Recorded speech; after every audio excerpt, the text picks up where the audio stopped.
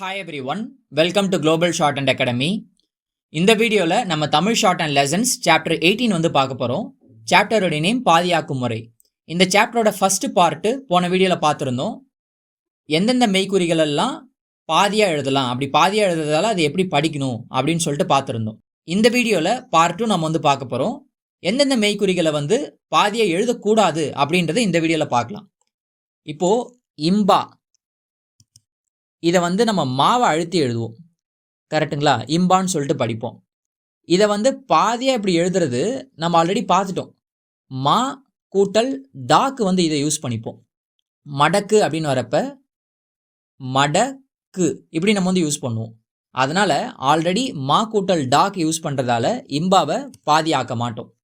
அதே மாதிரி இங்குன்றத நாவை அழுத்தி எழுதுவோம், கரெக்டுங்களா? அதை பாதியாக எழுதுறது வந்து நா கூட்டல் டாக் நம்ம வந்து யூஸ் பண்ணோம். நடப்பு நடப்பு. அதனால இங்கேயுமே வந்து பாதியாக நம்மளால் யூஸ் பண்ண முடியாது இங்குக்குன்னு சொல்லிட்டு. அதே மாதிரி இம்பாவை இம்பா கூட்டல் டாக் வந்து யூஸ் பண்ண முடியாது, ஏன்னா மா கூட்டல் டாக் நம்ம ஆல்ரெடி யூஸ் பண்ணுறோம். இங்கு கூட்டல் டாக் யூஸ் பண்ண முடியாது, ஏன்னா நா கூட்டல் டாக் நம்ம வந்து யூஸ் பண்ணிட்டு இருக்கோம். ஓகேங்களா? அடுத்து லா. இந்த லாவை நம்ம இப்படி பாதியாக எழுதுனா இது இல்லாக்கு நம்ம வந்து யூஸ் பண்ணிட்டு இருக்கோம். அதனால இந்த லாவை பாதியாக எழுத மாட்டாங்க. அடுத்து யா. இந்த யாவை இப்படி பாதியாக எழுதுறப்ப ஆரம்ப உயிர்க்குறி ஈ இல்லைனா ஈக்கு நம்ம வந்து யூஸ் பண்ணுவோம், கரெக்டுங்களா? அதனால பாதியாக எழுத மாட்டாங்க. இருந்தாலும் இந்த யா கூட இப்படி பாதியாக எழுதின யா கூட நா கொக்கி சேர்றப்ப இது இயந்த எந்த அந்த வார்த்தைக்கு வந்து யூஸ் பண்ணுவாங்க. இப்போ யந்திரம் அப்படின்னு வரப்ப யந்திரம் இப்படி வந்து யூஸ் பண்ணுவாங்க. ஓகேங்களா? அடுத்து மேல் நோக்கி எழுதுற ரா. இதை வந்து பாதியாக எழுதுறப்ப இப்படி வந்துடும். இப்படி எழுதுறது ஆரம்ப உயிர்க்குறி ஊ இல்லைனா ஊக்கு நம்ம வந்து யூஸ் பண்ணிட்டு இருக்கோம். தனிக்குறி சொற்களில் இருக்கிறது, இருக்கின்றன, இதுக்கெல்லாம் நம்ம வந்து யூஸ் பண்ணிட்டு இருக்கோம், கரெக்டுங்களா? அதனால இந்த மாதிரி பாதியாக வந்து எழுத மாட்டாங்க. இப்போ ரத்தம் அப்படின்னா ரா இத்தம் இந்த மாதிரி தான் எழுதுவாங்க. ரத்தினம் அப்படின்னா ரா இத் நம் ரத்தினம் இப்படி தான் வந்து எழுதுவாங்க. இருந்தாலும் இந்த பாதியாக்கப்பட்ட ஆக்கு முன்னாடி ஆரம்ப உயிர்க்குறியோ இல்லைனா வந்து சுழியோ வந்துச்சு அப்படின்னா அந்த இடத்துல சேர்த்து எழுதலாம். ஈஸியாக நம்மளால் அந்த இடத்துல படிக்க முடியும், கன்ஃபியூஷன் இல்லாமல். இப்போ அசுரத்தனம் அப்படின்னு சொல்லிட்டு ஒரு வார்த்தை, இதை எப்படி எழுதுறதுன்னு பாருங்க. இதில் ராவை வந்து பாதியாக எழுதியிருப்போம். ஆ சா ராவை வந்து சின்னதாக எழுதியிருப்பாங்க, அதனால ரத்து சவுண்ட் அதில் இருக்கு. அப்புறம் நம் அசுரத்தனம் இப்படி எழுதியிருப்பாங்க. அடுத்து சூரத்தனம், சூரத்தனம் இந்த மாதிரி எழுதியிருப்பாங்க. தனியாக வரப்ப ஃபுல் ஸ்டோக்ஸ் தான் எழுதணும், பாதியாக்கி எழுதக்கூடாது. இதுவே இது கூட ஆரம்ப உயிர்க்குறியோ இல்லைனா சுழியோ சேர்றப்ப நம்ம வந்து பாதியாக்கி எழுதலாம். அதுவும் இந்த 2 வார்த்தைகள் எக்ஸாம்பிளுக்கு வந்து இருக்கு. அடுத்து பா கூட தாவோ இல்லைனா தாவோ வந்துச்சு அப்படின்னா அதையுமே ஹால் பண்ண மாட்டாங்க. பான்றது இப்படி எழுதுவோம். அதை பாதியாக்குறப்ப நம்ம இதை வந்து படி பட பட்டை இதுக்கெல்லாம் நம்ம வந்து யூஸ் பண்ணுவோம். அதனால பா அடுத்து தா வந்துச்சு அப்படின்னா ஃபுல் ஸ்டோக் தான். இப்போ கொடுப்பது இந்த வேர்டு பாருங்க, கொடுப்பது இப்படி தான் வந்து எழுதணுமே தவிர கொடுப்பது இப்படி எழுதக்கூடாது, இது தப்பு, இதுதான் கரெக்ட்.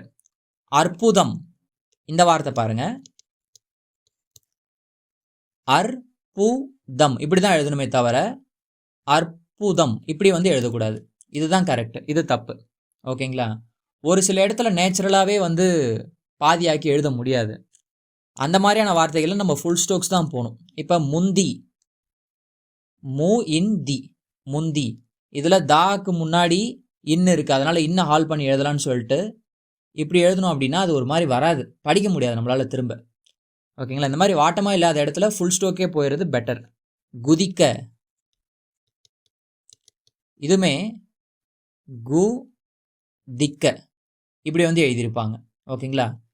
இப்போ கு அப்படியே அதை பாதியாக எழுதிட்டு அதில் க இப்படி எழுதணும்னா இது படிக்க முடியாது திரும்ப, குதிக்க அப்படின்னு சொல்லிட்டு. இப்படி இருக்கிறப்ப ஈஸியாக நம்மளால் படிக்க முடியும். அதே மாதிரி முந்தி இப்படி இருக்கிறப்ப ஈஸியாக நம்மளால் படிக்க முடியும். ஓகேங்களா? அடுத்து பட்டாடை இந்த வார்த்தை பாருங்க, பா இட்டா டை இப்படி வந்து எழுதுறேன். இதில் எது இட்டா எது டைன்னு சொல்லிட்டு தெரியல. இந்த மாதிரி ஒரே வாட்டத்தில் வரப்ப பட்டா மட்டும் எழுதிட்டு டை வந்து தனியாக எழுதிடணும். பட்டாடை. கட்டிடம், கட்டிடம், இந்த மாதிரி டிஸ்ஜாயின் பண்ணி எழுதணும். ஓகேங்களா? பட்டினி,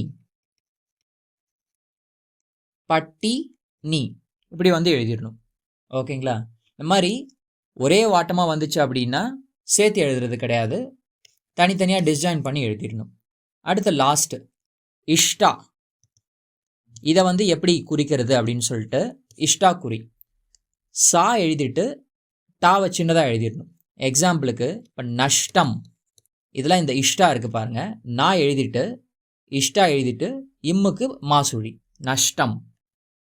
இஷ்டமான, இதிலே இஷ்டா இருக்கு. இஷ்டமான இப்படி வந்து எழுதணும். அஷ்டமி,